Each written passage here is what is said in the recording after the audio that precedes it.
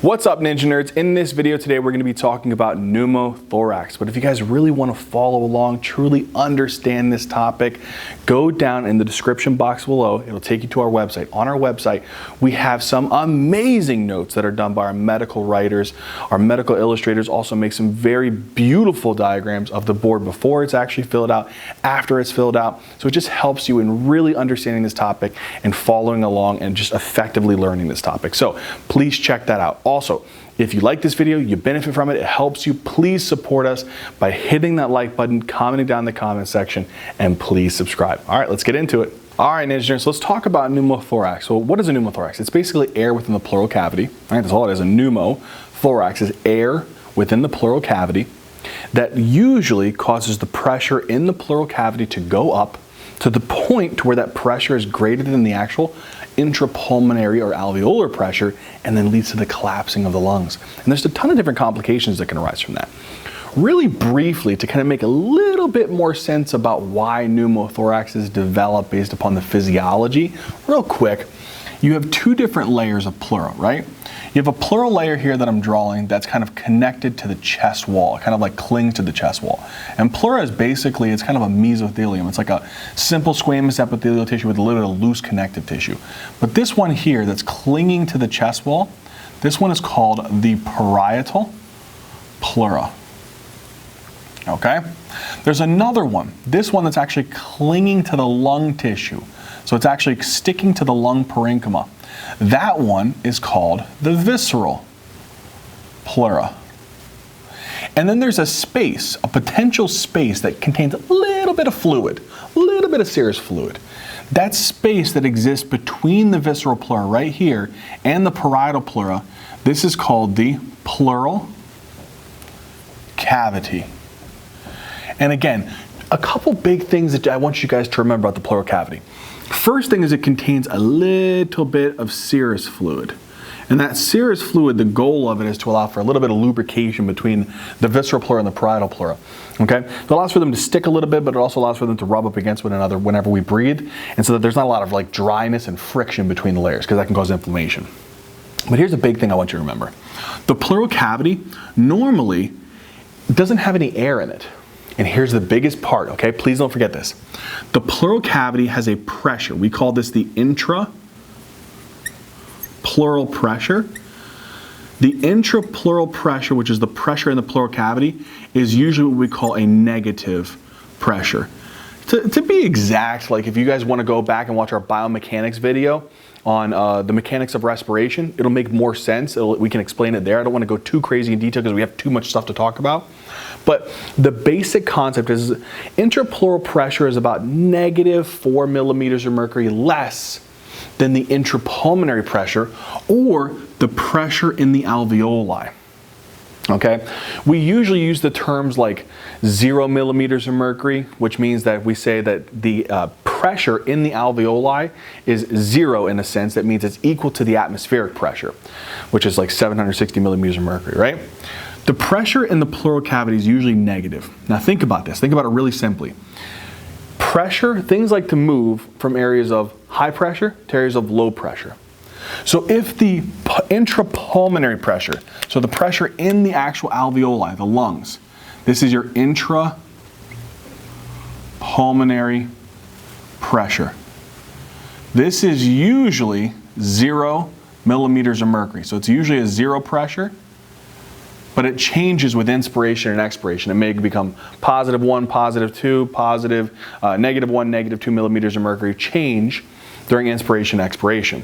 But usually, the pressure is always greater than the intrapleural pressure. And that's a good thing, because think about this. If you want the lungs to expand, if the pressure in this cavity is higher than the pressure within the lungs, would the lungs be able to expand outwards? No.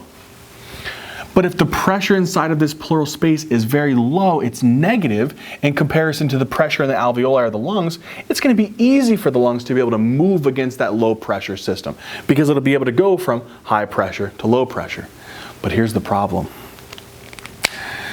What if you get a little leak somewhere? We'll talk about how. But you start getting air that's accumulating in the intrapleural cavity or the pleural space. Okay, so now you got air that's accumulating here. Oxygen, nitrogen, those can generate kinetic energy, can increase pressure inside of the pleural space. So now the pressure, which was supposed to be a negative pressure, let's say that intrapleural pressure, now that it has air in it, is positive pressure in comparison to the intrapulmonary pressure. It's a positive pressure. Let's just say give it +1, +2 millimeters of mercury, right? So it's +1, +2 in comparison to the intrapulmonary pressure. Now, if the pressure in the pleural space is greater than the pressure in the lungs, is the lungs going to be able to inflate against a high pressure? No, because now it has to go from low pressure to high pressure. It doesn't usually work that way. It takes a lot of effort. It takes a lot of work. And so because of that, the pressure in the pleural cavity will actually start pushing on the lungs, causing them to collapse. That is a pneumothorax. Beautiful. So what I want you to take away from this, the basic concepts of physiology. Visceral pleura, parietal pleura exists. The space between it is called the pleural cavity. The pleural cavity contains fluid, shouldn't usually contain any oxygen. The pressure should be negative. The negative pressure in the pleural space is what allows for the lungs to be able to expand during inspiration. Okay? If the intrapleural pressure goes up, it becomes positive, greater than the intrapulmonary pressure because you get air into that area. Then the pressure in the pleural cavity becomes greater than the intrapulmonary pressure, and the pressure gradient is lost. Now the pressure is kind of going to start smashing on the lungs, causing them to collapse. The question is, how in the heck did air get into the pleural space, my friend? This is how. Think about it like this.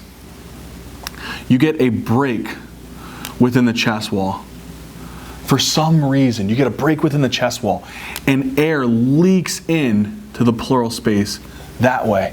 That could be one potential reason. So there could be a break within the chest wall that allows for air to slice and dice into the actual pleural space. Or there could be something wrong with the actual lung tissue where an issue with the lung causes air to leak into the pleural space as well. So we have two potential causes that we can think about here.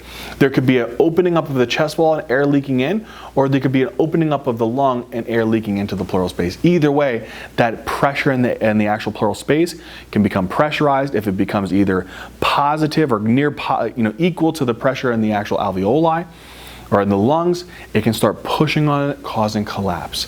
So now that we have a basic understanding of that, let's talk about the causes. There's two particular ones that I want to talk about. There's spontaneous, and then there's traumatic pneumothorax. Now, there's another subtype called a tension pneumo. We'll talk about that in a little bit. But spontaneous pneumothorax, there's two types. A primary spontaneous pneumothorax and a secondary spontaneous pneumothorax. All I want you to focus on, please, primary spontaneous pneumothorax is there is no lung disease present. The patient does not have any lung disease. Secondary spontaneous is the patient does have an underlying lung disease. Okay? So they have a pneumothorax, likely secondary to their lung disease. No lung disease, it's a primary spontaneous pneumothorax, and there's other factors that are related to this that you need to remember. What are some of those factors? Okay. Big thing to remember for primary spontaneous is this happens in tall, thin, males, generally who smoke. Smokers. Okay? So tall, thin males, usually young as well. Young. So tall, thin, young males who are smokers. These are potential triggers. Now, why this is, we'll talk about in just a second. There's a thought about shearing forces. But what I want you to think about is smoking is a very big risk factor, being tall, thin, young male. But what do you think is a potential condition that can predispose a person to being tall, thin, and tall and thin, particularly in these kind of cases? What do you think? There's a very interesting condition where you can see this in what's called Marfan syndrome. Okay? So Marfan syndrome.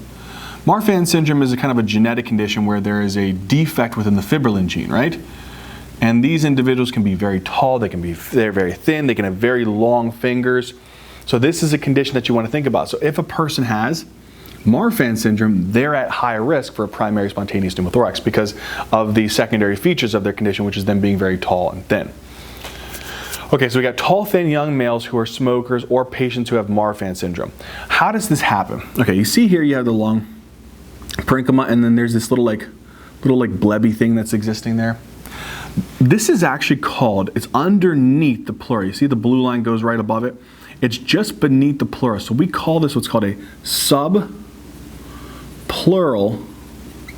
and it's usually near the apex that this happens in these people. Subpleural apical blebs. And it's basically just like this little, what happens is whenever people are tall and thin, they're males and again they're young, is it creates a shearing force between kind of this area here that creates these little like blebs that can develop.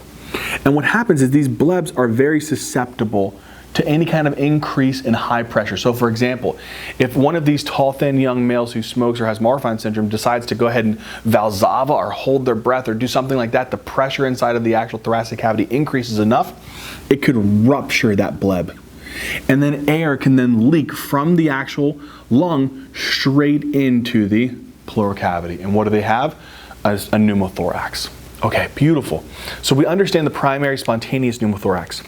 What about secondary spontaneous pneumothorax? Let's talk about that. All right, secondary spontaneous pneumothorax. Okay, this is a very interesting one. So you want to think about this. There's something wrong with the lungs that are predisposing the individual to being at high risk for developing a pneumo. And I like to make it easy on myself, right? What's a condition that would cause the lung to just have more air? And it would you have more air, and so because of that, the lungs are just maybe a little bit more puffy. They can kind of like bulge out like a little like bullae. And because of that, those bullae can potentially rupture and then leak air into the pleural space. What's a condition where you can have hyperinflation or just big baggy lungs, or you can't get air out because there's some kind of narrowing of the airways? Obstructive lung diseases, right? Obstructive lung diseases. So in a patient who has what's called obstructive lung disorders, right? And we'll list them in a second. But think about this. If you have obstructive lung disorders, so let's say that these are your normal lungs, right? And then because of some condition, maybe it's hyperinflation, right? And this hyperinflation, there's many different mechanisms behind this, but the lungs get bigger and puffier, right? Maybe, think about this. What could be causes of this? You know, in someone who has emphysema, they actually have they kind of destroy some of the actual connective tissue around the bronchioles. Okay, and so what happens is, imagine here you have like an alveolar sac. Okay, and then here you have like a bronchiole. Okay, that's supposed to be draining air out, right? So generally you'd want CO2 to exit. Well, what happens is because they lose, let's imagine here in pink is some of this connective tissue. They get so much destruction of some of the connective tissue that they lose that ability to have this connective tissue that kind of keeps these bronchioles open. So whenever they exhale, these bronchioles actually collapse. And so now you can't get air out. And so now there's kind of some air trapping as a result, and these alveoli are going to kind of plump up a little bit. All right, take another situation. Maybe it's not just the bronchioles collapsing, or them having destruction of the alveolar septal membranes as well, and then having these big plumpy alveoli. Another thing to think about is, what if they have a lot of here's their airway. So let's say here's their airway, and they have a lot of mucus secretions, right? So they have a lot of mucus secretions. And these mucus secretions that they have is really narrowing the airway, and so you want to be able to get CO2 out, but there's so much mucus secretions that it's plugging up and blocking the CO2 from getting out. And because of that, you're just puffing up those airways. Or maybe there's a lot of swelling or edema or inflammation of some of the actual bronchial walls. And that's also causing the inflammation, is kind of narrowing the airway as well. So there's a lot of these conditions that can do that, right? And as a result, because these airways kind of become a little bit more puffy and hyperinflated, you know what happens as a result? They can develop these little things that develop near the actual pleura. And these little things, these little bubbles, are called bullae. And these bullae are very, very susceptible to rupture. And if they do rupture, look what can happen. If they pop, boop, you're going to put air right into the pleural cavity. Okay, so that is the big thing. So let's talk about some particular obstructive lung disorders that can cause this hyperinflation, they can cause this air trapping effect via the bronchiolar collapse, via the mucus secretions, via the edema within the bronchial walls. What are some conditions that you guys can think about? Well, what about something where emphysema, we already talked about that, right? So emphysema, or there's another condition where you have a lot of chronic inflammation and mucus secretions within the airway, chronic bronchitis. What is those two collectively called? COPD.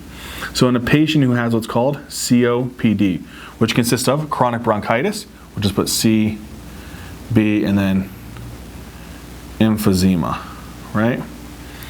Another one is whenever you have a lot of inflammation and also just a lot of edema within inside of the potential bronchial walls because of a lot of allergic reactions in situations like asthma. Or there's another condition called cystic fibrosis. You know, when a patient has cystic fibrosis, they get a lot of mucus secretions, and then you know what happens is because of those mucus secretions, they cause dilation and plugging up of the airways, and then the bronchioles start actually going under this dilation, and the walls get kind of very thin, and it can lead to what's called bronchiectasis. So what can happen is a patient with cystic fibrosis can develop a condition called bronchiectasis. And that bronchiectasis also causes a lot of mucus plugging, thickening of the actual bronchial airways, and then as a result, they can develop this dilatation and thinning of the membrane because of a lot of inflammation. These are potential conditions that I want you guys to think about.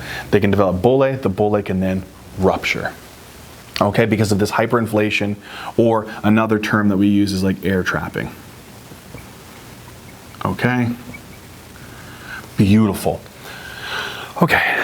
Another way I like to think about this is maybe it's not just they're trapping air. Maybe there's actually something that's destroying the lung tissue. It's destroying the lung tissue, and the lung tissue is destroyed maybe close to somewhere near that pleura, or near an area where it actually can leak into the actual pleural space. So the next one I want to be thinking about is there any kind of destructive lesions? So that's another big one to think about. Is there any kind of destructive lesions or diseases that can actually cause destructive or cavitary lesions? So destructive lesions, or what's called cavitary lesions, this is a big one. And the first one that I want you guys to think about is infections. Infections are probably going to be one of the biggest ones.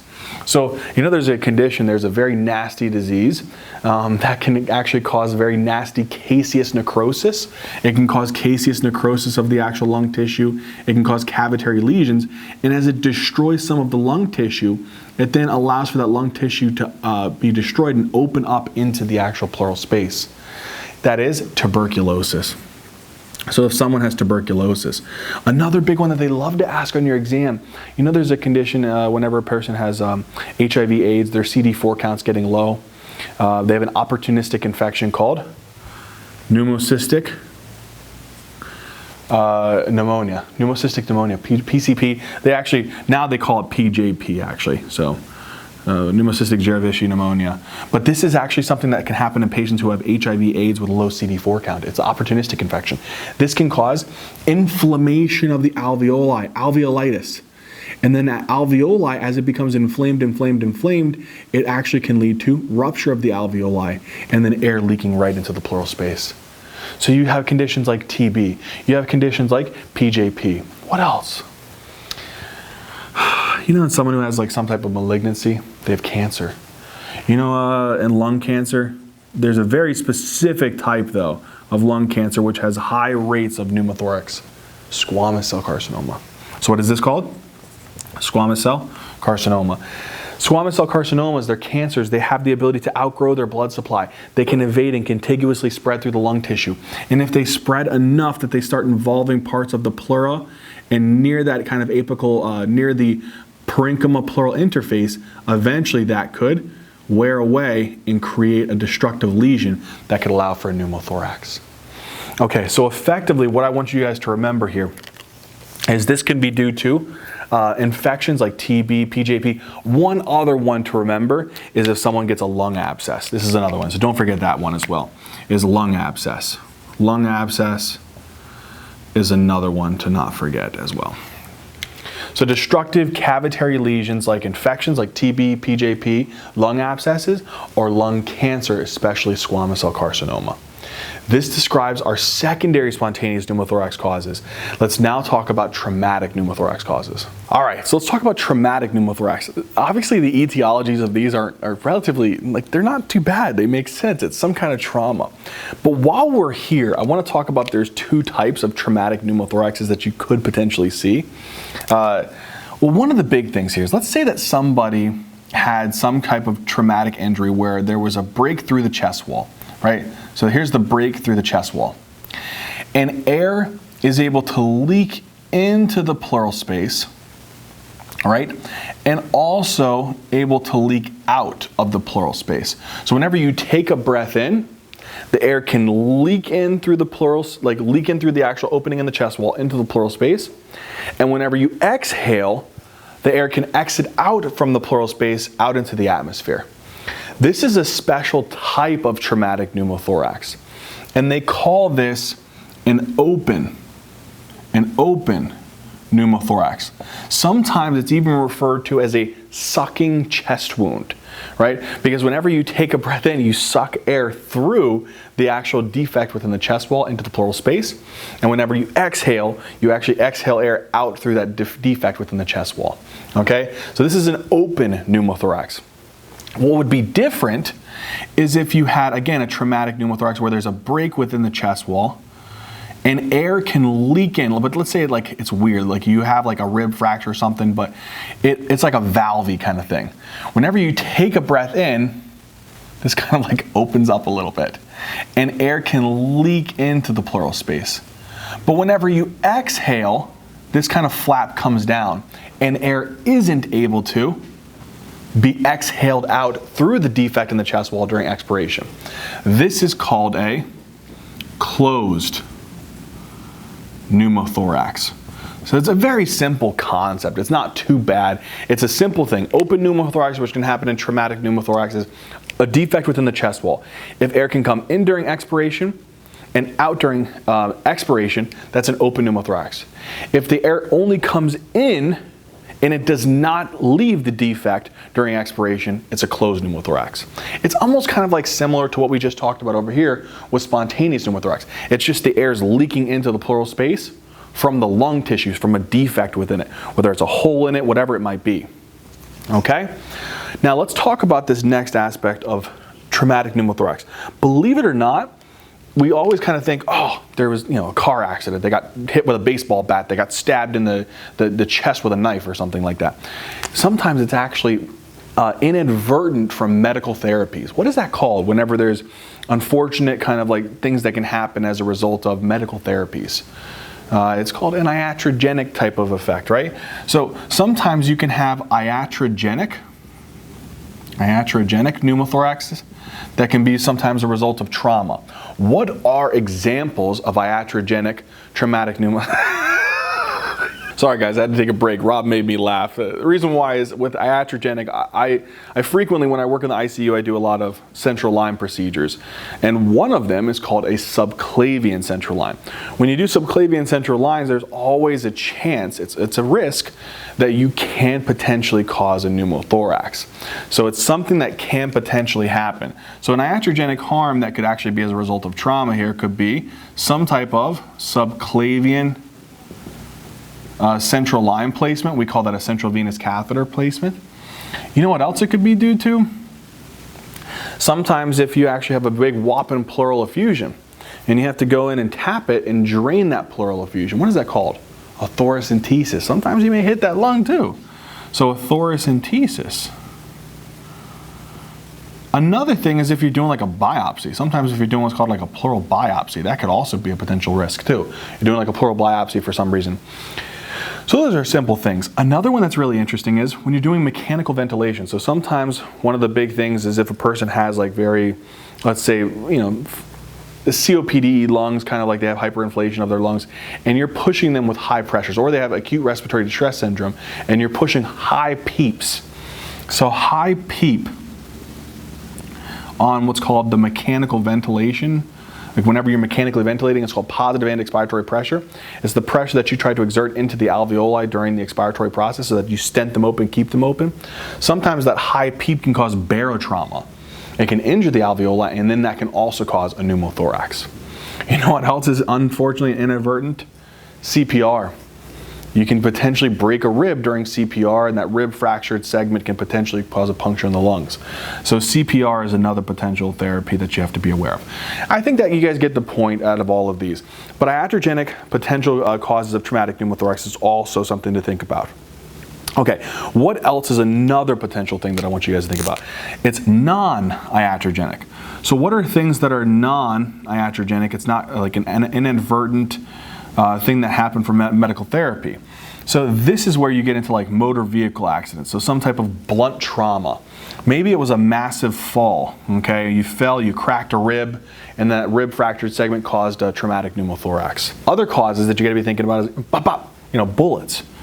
If those penetrate through the chest wall, hit the lung, you can get kind of a double whammy there for a traumatic pneumothorax. Or a stab wound. Right? So these potential things are things to think about for traumatic pneumothorax. So we have an idea now. Pneumothorax, air within the actual pleural cavity.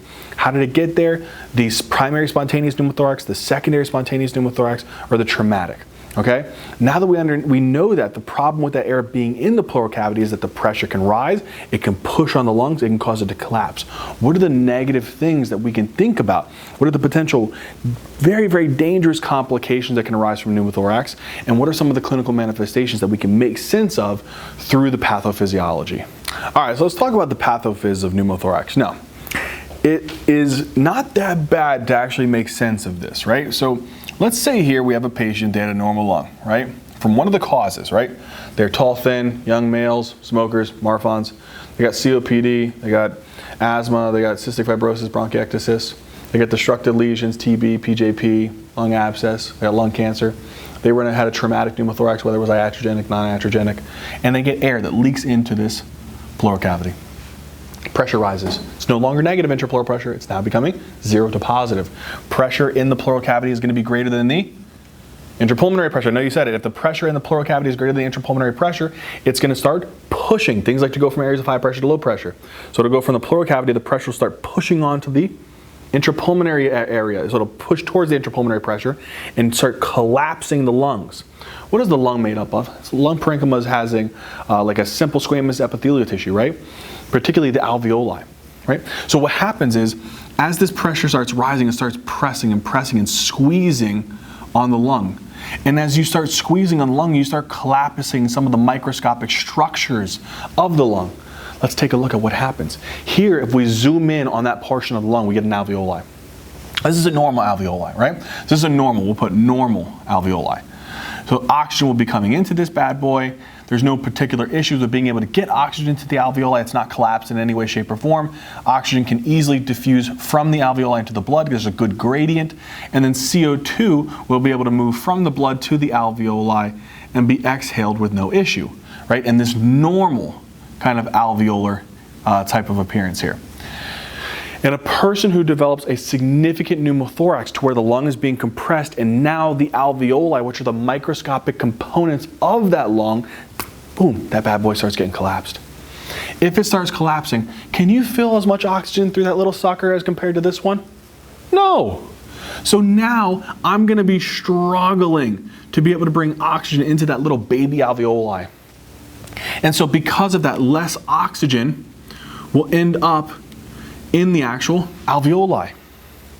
And so that's going to affect the gradient, because normally oxygen is usually going to be very high within the alveoli and oxygen is usually lower within the pulmonary capillary blood. And so that creates a pressure gradient where oxygen easily moves from areas of high pressure to areas of low pressure. If this alveoli is super collapsed, now the oxygen concentration in the alveoli is lower, the pressure is going to be lower. And so now if you compare that, there's not going to be as much of a pressure gradient. And so less oxygen will diffuse from the alveoli into the lungs. And if there's less oxygen that's diffusing into from the alveoli into the lungs, what does that cause? What does that cause whenever there's less oxygen that's actually diffusing into the pulmonary blood and eventually into the systemic arterial blood? Hypoxemia. So as a result, the patient may develop hypoxemia. So this is a potential that can occur. Now, if we go back to this, thinking about VQ mismatching and so on and so forth, what's happening? Is there a problem with the perfusion here? No, there's no problem with perfusion, right? So the actual blood flow to the alveoli should be fine. It's intact. You're perfusing the alveoli.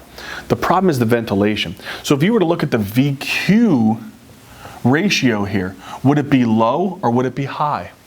Well, the ventilation is decreased and you have normal perfusion. So the VQ ratio is decreased. There's a decrease in the VQ ratio. And again, hypoxemia due to alveolar collapse, due to pressure in the pleural cavity being high, squeezing down on the lungs, squeezing down on the alveoli, making it difficult to actually inflate them. That leads to the next question. What are some of the symptoms besides hypoxemia? So not only, they could actually be completely asymptomatic, right? So they could have no symptoms depending upon how small the pneumo is. If the pneumo is really small and it's not having a lot of that compressive symptoms, they might not have any real marked or significant hypoxemia. Sometimes they can be completely asymptomatic. But you know what else? If there is all that air, here's our pneumothorax here. One of the big things to think about is that sometimes these patients' most common symptom is sometimes like dyspnea. So they can present with a shortness of breath, right? And generally that may be related to the hypoxemia. That may be related to because if you're having to inflate, if you're having to drive air into this lung that's maybe a little bit deflated, you're going to have to work harder than you usually would have to inflate that lung against this higher pressure within the pleural cavity. That takes work, and that can lead to shortness of breath. The other thing is, because you're separating the pleura, there is actual nerve endings that actually supply these areas. And so it can cause a referred pain to the chest, especially when you're breathing because of the separation within these actual pleural linings. And so this can cause what's called a pleuritic chest pain. So that's another big thing to think about. So not only can they have dyspnea, not only can they have pleuritic chest pain, you know what else is a big thing to think about? Another thing to do is just take your stethoscope, listen to their lungs. If they're taking breaths in, it should sound equal bilaterally, right? Assuming that they have no difficulty being able to inflate both of those lungs.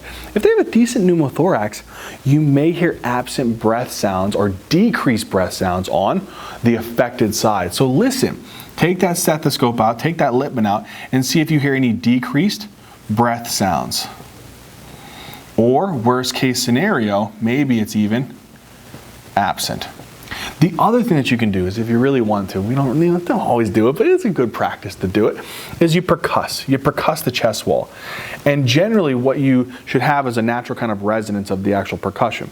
If it starts to sound drum-like or tympanic-like, we call that hyper-resonant, that could be potentially indicative of a pneumothorax. So hyper-resonance on percussion could be indicative of a pneumothorax.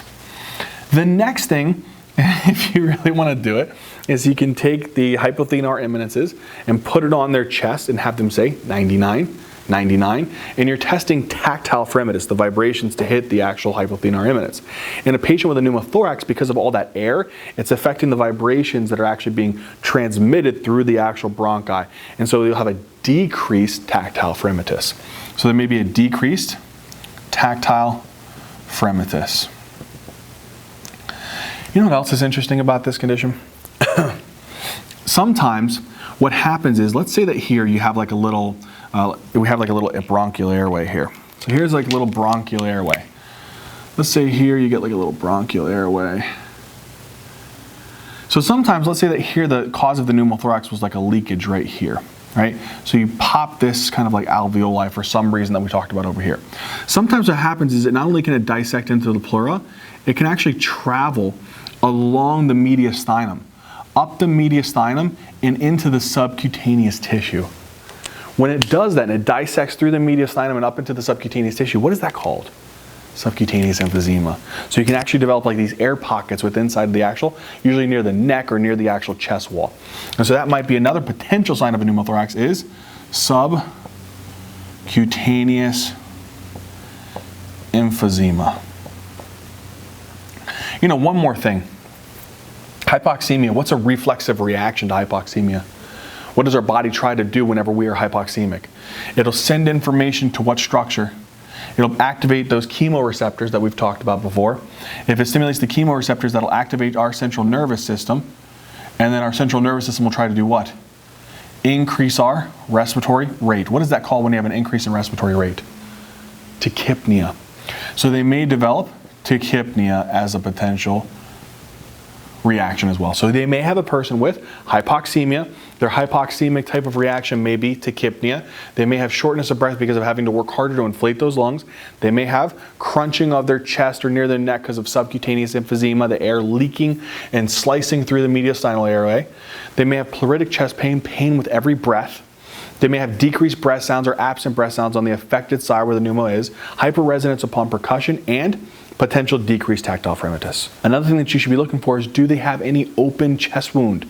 Is there any opening? So another thing to be looking for, just being observant, is there was any kind of, like, let's say here was the point here where there was an opening in the chest wound. So that's another thing to look for, is to look for any signs of open chest wounds or any signs of rib fractures. So maybe they have tenderness to palpation, they have some ecchymosis around some area. You want to feel for any step-offs, any kind of tenderness to palpation, any ecchymosis around that area may be a sign of rib fracture. So again, looking for any opening of the chest wounds, looking for any rib fractures is also other potential things to be looking for. Okay. The next thing that we have to talk about, which is probably the biggest topic here, is going to be the topic of tension pneumothorax. So this is a type of pneumothorax that can develop, and this can develop from any of them. It can develop from a primary spontaneous pneumothorax, it can develop from a secondary spontaneous pneumothorax, or it can develop from a traumatic pneumothorax. Okay? Usually more common of the traumatic variety, but it can develop with any of the types of pneumothorax. This is a very serious medical complication that can develop from this condition. A really high yield topic. Let's talk about it. Okay, so if we have someone who has a tension pneumothorax, what happens in this condition? Okay, so here, let's say that this person has a pneumo. Whatever the cause was, whether it was a primary, whether it was a secondary, whether it was a traumatic. There's air here in the pleural space. Pressure in the pleural space is increasing. It's compressing on the lung. As it's compressing on the lung, the pressure starts becoming very, very positive.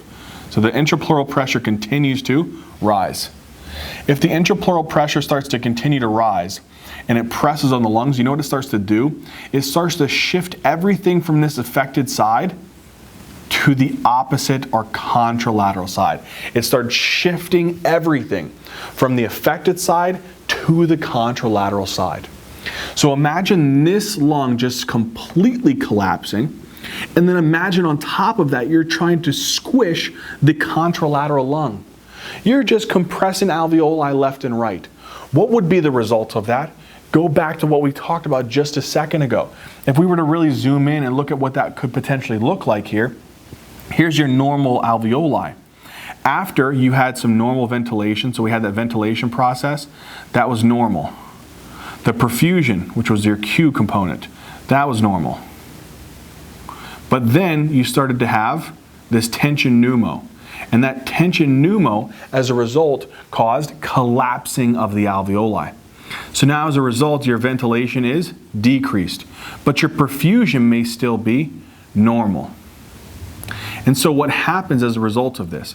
Because this alveoli is so collapsed, you're going to have less oxygen diffusing from the alveoli into the blood because less oxygen is able to get into the alveoli because of it being so significantly collapsed. Okay?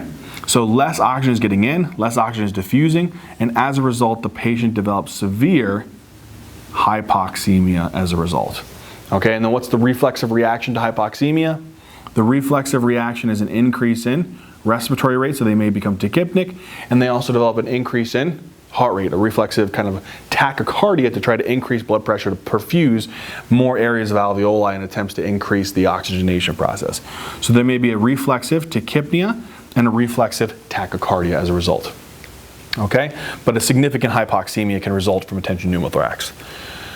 Okay, it has a very, very scary effect on the heart. So imagine this. Think about all the different components of the heart.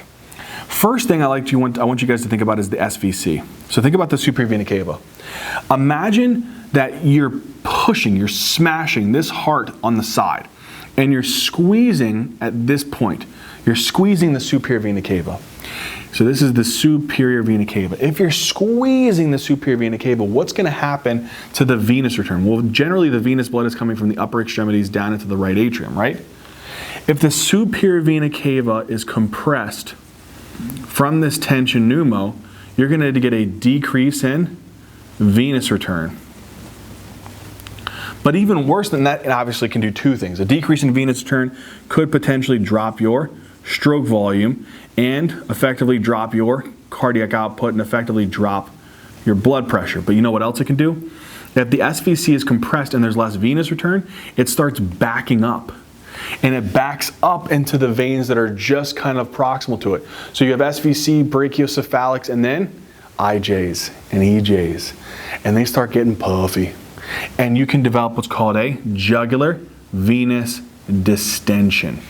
So they may develop less venous return, which can drop their pressure, but they can also develop jugular venous distension because of the compression of it and causing venous congestion proximal to the compression.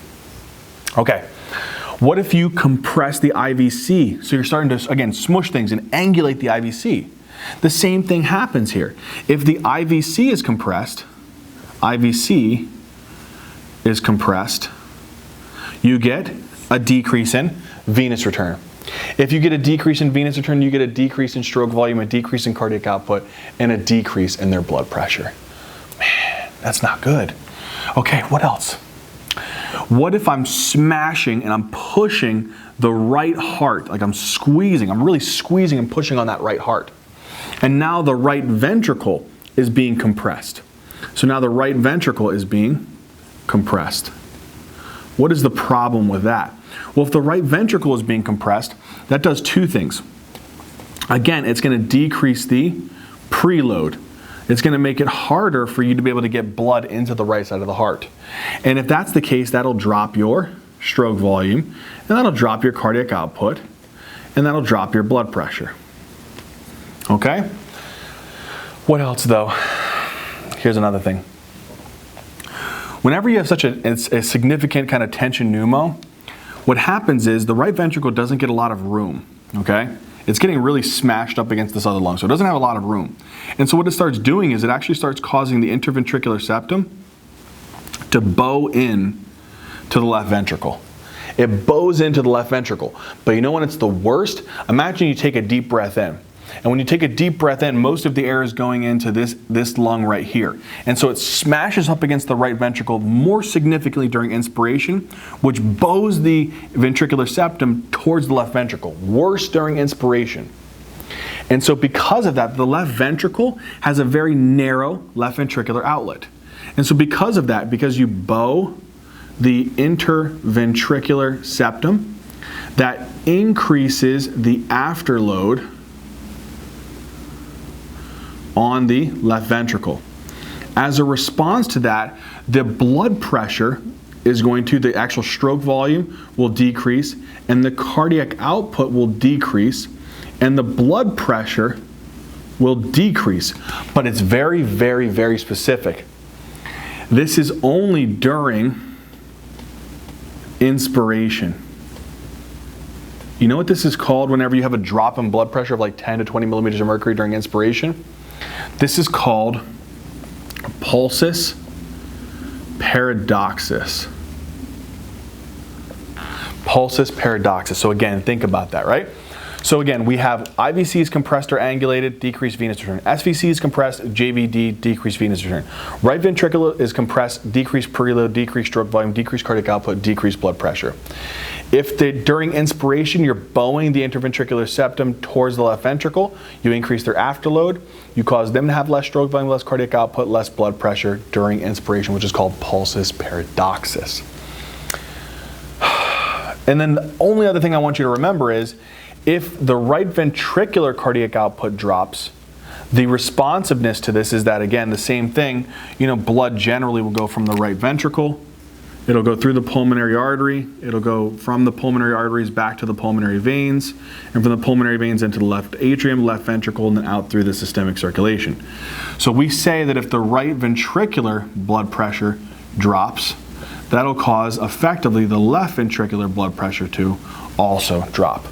And what is the reflexive reaction to a person having a decreased systolic blood pressure? A reaction to that decreased systolic blood pressure is they develop a reflexive tachycardia. So we have a pretty good idea here of what could be the potential complications of someone developing a tension pneumothorax. Is that lung-wise, they can have hypoxemia due to a collapsing of the alveoli, creating a hypoxemic effect and a reflexive tachycardia tachypnea. They could have compression of IVC, SVC affecting venous return and causing JVD for SVC. The right ventricular compression decreasing their blood pressure, also causing the interventricular septum to bow, causing pulsus paradoxus. And because the right ventricular outflow, because the right ventricular blood pressure is dropping, effectively that's going to drop the left ventricular blood pressure, which again will create a reflex tachycardia. The only other thing that I want you to remember is, if this tension pneumo, again, is developing here, and it's pushing everything from this side towards the other side, it's shifting the entire kind of mediastinum. It can also cause the trachea to shift. So it can cause tracheal shift or deviation, particularly to contralateral side of the actual pneumothorax. And so that is another big thing to remember. All right, so effectively we've covered the clinical features of pneumothorax and then the scary clinical features, that being a tension pneumothorax. Okay, now that we've covered that, let's talk about the diagnostics. All right, so when we're diagnosing a pneumothorax, right, there's a couple tests that we can do. We'll take a look at some images. We'll take a look at a chest x-ray, we'll take a look at a lung ultrasound and a chest CT. All of these can be utilized to diagnose a pneumothorax. But really quickly, the most important thing to remember, and this will show up in your exam and it's most important to think about in clinical world, a tension pneumothorax should not wait for a chest x-ray. A tension pneumothorax should be diagnosed clinically based upon what we just talked about. Decreased breath sounds, hypotension, tracheal deviation, tachycardia, JVD, so on and so forth, and based upon that, immediate needle decompression followed by a chest tube should be the actual correct course of action for a tension pneumo. So just remember that. We utilize these tests for pneumo, but we clinically diagnose a tension pneumothorax. Let's take a look at these images real quick. All right, engineers, let's take a look here at a chest x-ray. Remember what I told you guys. Again, for when you're diagnosing a patient with a pneumothorax, if they have a tension pneumothorax, you do not wait for a chest x-ray. You treat immediately based upon their clinical features and things that are hemodynamically unstable for them. So if we had a patient that we did get a chest x-ray and we suspected a pneumothorax, what are we looking for? We'll take a look here. We have a chest x-ray here. This is the right hemithorax. It's the left hemithorax. You can see the heart here. You can see your right hemidiaphragm, left hemidiaphragm. Now what we're looking for is we want to look to see the lung markings. You see the lung markings, how it's going all the way out to the periphery on this right side. And always look at those apexes. Always take a look at those apexes, okay? Don't forget those. That's where you'll miss pneumos. So on the right side, I see lung markings all the way out. And if I look here on the left side, whoa, here's the lung. And I don't see any lung marking. It's really, really like hyperlucent right here. This is a pneumothorax and a pretty big left partial pneumothorax on this person, okay? So again, what do we have here on this patient? We have a massive kind of left pneumothorax on this patient with the collapsed lung, and we're already starting to see signs. It's not a tension pneumo yet, but we're already starting to see some signs of this actual mediastinum getting pushed a little bit to the actual contralateral side. So if this doesn't get actually decompressed, there is a potential for this to become a tension pneumothorax. All right, so this is a super obvious pneumothorax. Let's see if you guys can pick out this next one. All right, ninjas, let's take a look here at a little bit more of a subtle pneumothorax. Let's see if you guys can find it. So again, let's kind of A, B, C, D, E, right? Airway, following the trachea, it's staying midline, it's branching out into our primary bronchi. We're looking here at the breathing. Are they taking deep breaths? Is there a little, like any hyperinflation? Is there any atelectasis? Good, inspiratory effort here. We can see that the lung markings are going all the way out to the periphery on that right side. We see nice and crisp costophrenic angles here at the diaphragm. This costophrenic angle here on the left is way wider and deeper in comparison to the right hemithorax. So that's a little interesting. So I got a deepening of that left costophrenic angle. Looking at the mediastinum, the heart, it looks to appear to be kind of midline here. A little bit kind of, pointing apex towards the left. So that looks good. I don't see any widening of the mediastinum. Let me come over to my left lung. It looks like it's inflated properly. We are following our lung markings all the way out. It looks like it's going all the way out here, but what I tell you guys always to look at those apexes, right? Lung markings look like they're going all the way out here. But if I follow here, lung marking, lung marking, lung marking, and it looks like it stops like right here. Let's zoom in. Let's take a look here because we don't want to miss any kind of pneumothorax. Uh-oh, ninjas. What do we see here? You see this right here? That's our pleural line. The pleural line, the visceral pleura, is separated from the parietal pleura on the chest wall.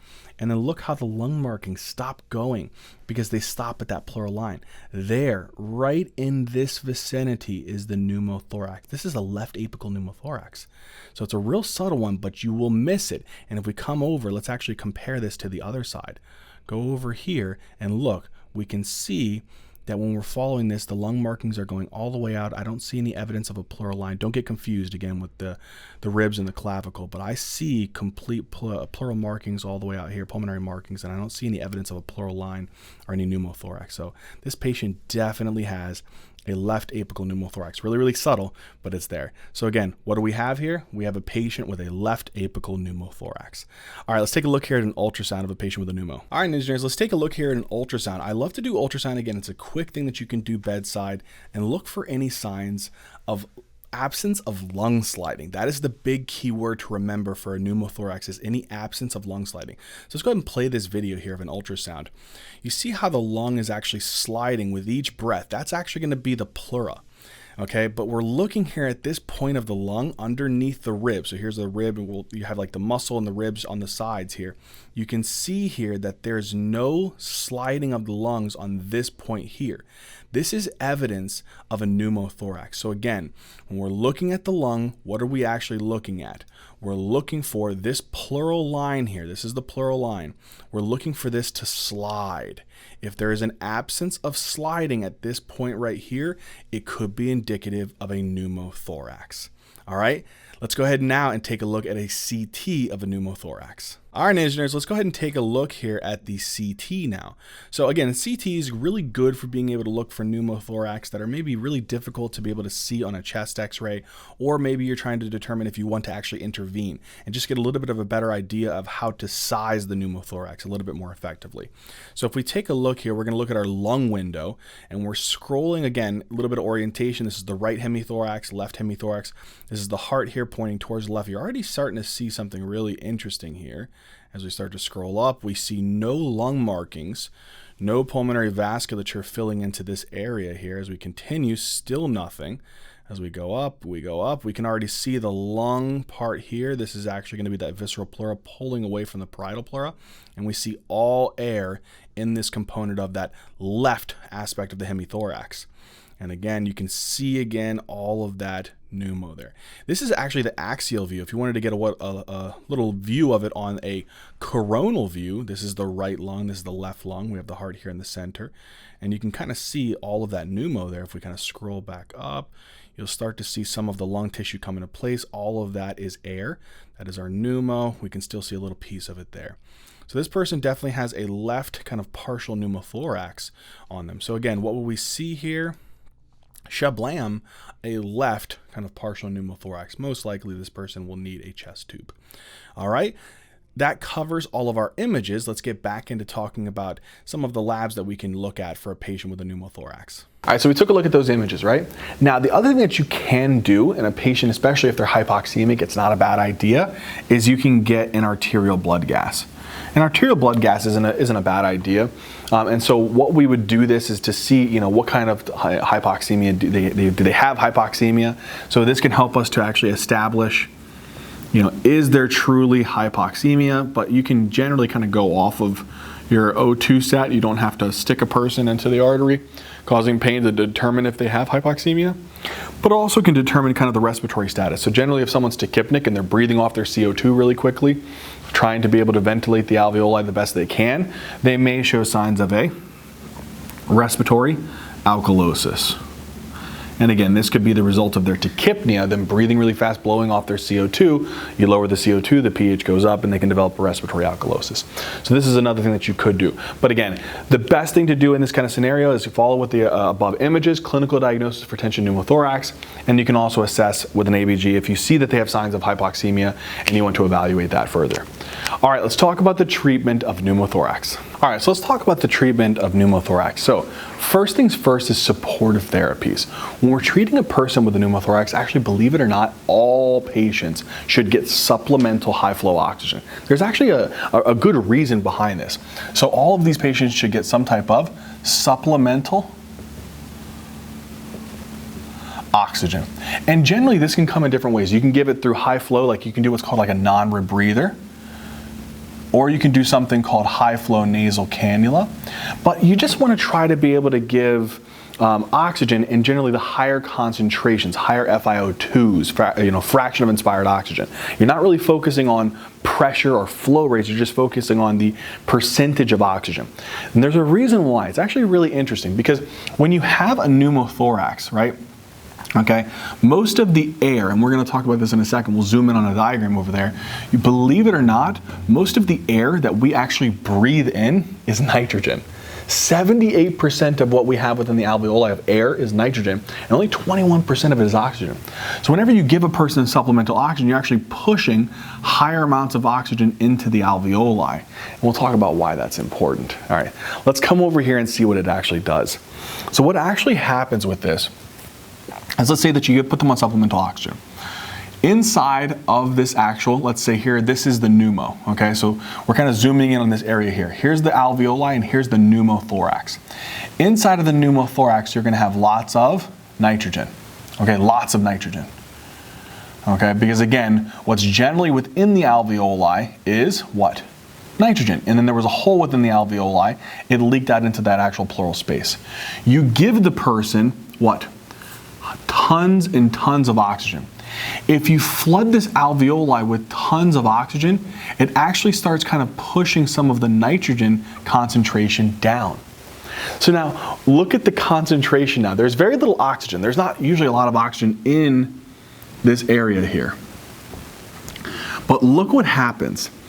If the nitrogen concentration, 78%, there, 78% is nitrogen in this actual pneumo. The nitrogen pressure inside of the actual pneumo is higher than the pressure within the alveoli, and there's more nitrogen concentration. Where will the nitrogen want to go? From areas of high pressure to areas of low pressure. And this nitrogen that's in the pneumo will start getting absorbed and sucked into the alveoli, and as you do that, what starts happening to the pneumothorax? The air starts getting resorbed from the pneumothorax. And that's what's really cool about this. So giving them supplemental high flow oxygen allows for the resorption of the pneumothorax over time.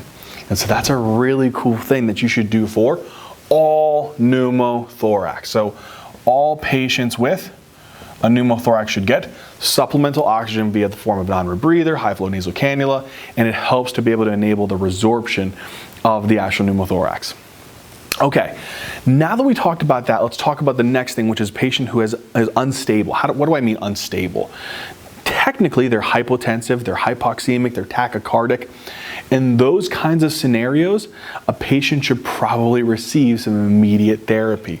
So the things I want you to remember for unstable individuals, do they have a tension pneumothorax? Do they have a bilateral pneumothorax, or do they have a pneumothorax and are requiring mechanical ventilation?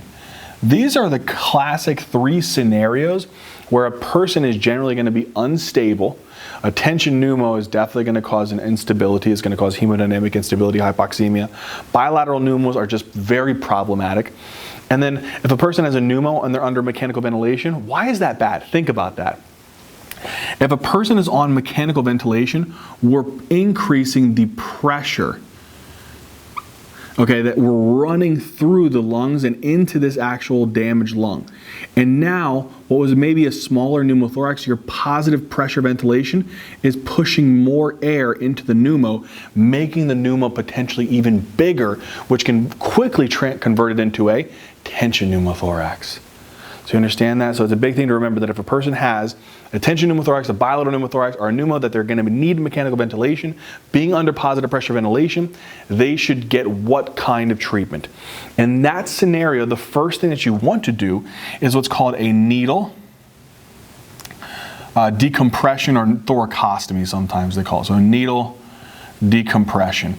And so what a needle decompression is, it's kind of a temporary thing. You take and you find the second rib. So here's the first rib, here's the second rib, okay? You're gonna go in between, in that intercostal space, and you're gonna find the midpoint of the clavicle. So here's the first rib, here's the second rib. I'm gonna go into this second intercostal space.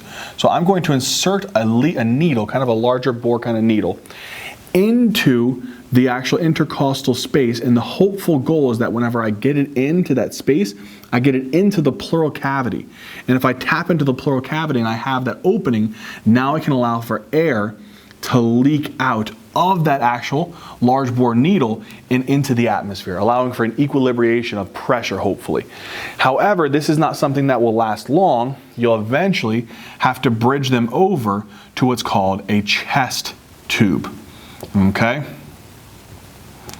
In a chest tube, generally, what we do for these is you actually go around the fourth or fifth intercostal space. So 1, 2, 3, 4, 5. So I could go like, let's say fourth intercostal space, and you go in between the anterior and mid-axillary line.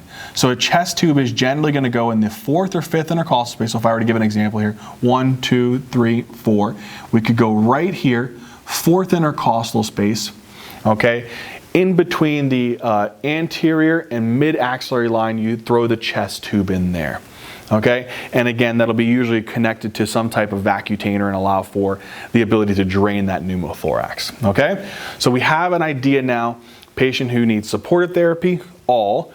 Patients who are unstable, meaning they have a tension pneumo, bilateral pneumo, or they have a pneumo and they're actually under mechanical ventilation with a risk of potentially becoming a tension, they may need needle decompression and eventually a chest tube. Sometimes we just forego the needle decompression and just go straight to the chest tube, okay, which is common, but again, remember these things. Okay, the next thing that we have to talk about here is what's called an open pneumothorax. An open pneumothorax is obviously going to be in a patient who's had some type of trauma. So what happens with an open pneumothorax, we already kind of know here, whenever a person takes a breath in, the air leaks into the pleural space, and whenever they breathe out, the air leaks out of the pleural space, right? And then they call this kind of like we call it a sucking chest wound, right? Now, what we do is eventually they're going to need a chest tube. They'll eventually need a chest tube. But what we do to help out in this scenario is, it's very interesting. You use like a partially occlusive dressing. So partial occlusive dressing. So you take like this little like kind of like adhesive like kind of like sticky padding, like a little adhesive kind of like sticky loose padding there, and you put some gauze tape on 3 out of the 4 sides, and you leave one of them with no gauze tape. The reason why is, imagine this. When you take a breath in, the problem with this sucking chest wound is air is getting in every time you take a breath out, and then it's exiting whenever you exhale. What we want to do is, we want the air to get out when we exhale, but we don't want any more air to come in when we inhale. How do I do that? If I have like this like loose, like, imagine like saran wrap almost, okay? So imagine like saran wrap. Imagine I had a hole like here on my lungs, right? Or on my chest wall. A little bit of saran wrap, okay? When I take a deep breath in, the saran wrap is gonna try to stick and suck in towards that actual chest wall defect. So no air is going to be able to go in through that area. But then when I exhale, the saran wrap kind of relaxes a little bit and air will be able to leak underneath that little area where we don't have that third gauze tape there. So air will be able to leak out during expiration which will help to be able to kind of prevent any more air from continuously accumulating, but it'll be blocked because whenever we inhale, imagine that adhesive dressing kind of getting sucked in, really preventing any air from getting to go in through that chest wound. So this is something that we do is we use a partially occlusive dressing, and eventually they're going to need a chest tube. But don't put the chest tube in where they have the defect, put it in another intact skin site. Okay? Okay. Open pneumothorax, ba-boom, we did it. Now, what's next? The next thing that I want to talk about is a stable high-risk treatment. So what the heck does this mean? So usually stable and high risk is generally going to be those that are what's called those who have secondary spontaneous pneumothorax. So those with lung diseases. Okay, so patients who are stable, but they're a little bit more on the high-risk category, meaning, what do I mean by stable? They're not hypotensive, they're not tachycardic, they're not super hypoxemic in this way. And so in those kinds of scenarios, if they're not super tachycardic, they're not super hypoxemic, they're not super hypotensive, they have the ability to even speak in like full sentences, they're considered to be stable in that sense. So in those patients who have an underlying lung disease, we go based upon the size of the pneumo. So let's say here we measured. Here's the apex of the lung. You can do two measurements. You can either measure from the apex of the lung to the cupula, or you can take at the level of the hilum, you can measure from the pneumo outwards, like this. If it's less than 2 centimeters from the hilum area, that's considered to be like a smaller type of pneumothorax. And if it's less than 3 centimeters from the apex to the actual top of the cupula, then that is actually considered to be a small, stable pneumothorax. In these scenarios, generally what you can do is you can consider observation. What most time may happen is you can just observe them, get a repeat chest x-ray, maybe get a repeat chest x-ray, see if it's getting any worse, and if it is getting any worse, you can just go ahead and do a chest tube. Okay, now for someone who has a little bit different, we measure from the apex to the cupula and it's greater than or equal to 3 centimeters, or we measure at the level of the hilum from this pneumothorax here and it's greater than 2 centimeters. This is considered to be a large but stable pneumothorax. For this, we go straight to a chest tube and then ICU monitoring. Okay? So I think we got a good understanding of that. Generally, whenever it's someone who's stable, high risk, meaning that they're secondary spontaneous pneumothorax, they have underlying lung disease, it's less than 3 from the apex or less than 2 at the level of the hilum. You can observe, get some repeat chest x-rays. If it gets any worse, it gets bigger, they start to become unstable, chest tube. If it's large and these sizes that we have here, they get a chest tube. All right, the next one is stable and low risk. So stable and low risk, this is going to be patients who have primary spontaneous pneumothorax. So this is usually either their first pneumothorax, or they don't have any underlying lung disease. In these kinds of scenarios, again, we still measure. We measure from the apex to the cupula, or we measure at the level of the hilum. And again, if it's less than 2 centimeters, less than 2 centimeters at the level of the hilum, and then less than 3 centimeters at the level of the apex. In this condition, we say it's small. And this is just observation. And you can get some repeat chest x-rays in a couple hours. You can go with the supportive therapy, and generally this will kind of resorb on its own. If it doesn't, then you may need to put in a chest tube. For those that are actually greater than or equal to 3 centimeters from the apex of the cupula, or at the level of the hilum, it's greater than or equal to 2 centimeters, then in this patient, they still say that you can observe, but generally what may happen is you can observe, but it may lead to you trying what's called a needle aspiration. And if the needle aspiration fails, then they may need to get a chest tube. Okay? So that's kind of how we go about this. So again, stable, low risk for primary spontaneous pneumothorax. If it's less than 3 centimeters from the apex of the cupula or less than 2 centimeters at the level of the hilum, you observe, repeat the chest x-ray. For those that are usually a little bit greater, so we consider them larger, but they're still lower risk, we usually can observe, but if at any point in time it becomes bigger with repeat chest x-rays, or they become a little bit more symptomatic or unstable, we can consider a needle aspiration, and if it fails, you can put in a chest tube. Last but not least, if a patient has recurrent, so this is usually surgical pleurodesis or pleurodesis is usually good for patients who develop what's called recurrent pneumothorax. And a patient who has recurrent pneumothorax and they continuously require maybe chest tubes or interventions in some way, shape, or form, you can actually cause a pleurodesis or pleurodesis. And you can do this two ways. What you can do is you can do this chemically. So there's what's called a chemical pleurodesis, and there's what's called a mechanical pleurodesis. Okay? Chemical pleurodesis is actually utilize a chest tube.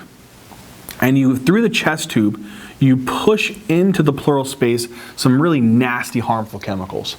You can push in things like talc, you can push in things like silver nitrate, and you can push in things like doxycycline. And what these do is, all of these three particular things can induce a fibrotic reaction. And that fibrotic reaction will start to actually stick the visceral pleura and the parietal pleura together, pretty much obliterating the actual pleural space. And so therefore you won't be able to actually even put air into that space because you've obliterated that space. Another way that we can do that is we can actually use what's called a VATS procedure, so a video assisted thoracostomy. And what they do is they actually go in through there and use some type of like a probe and just rub and apply friction to the pleura. And the hopeful goal is that after applying friction and rubbing against the pleura, the visceral and parietal pleura, it'll cause a fibrotic reaction and eventually, hopefully, obliterate the pleural space. So that is the eventual goal with a surgical pleurodesis for patients who develop recurrent pneumothorax.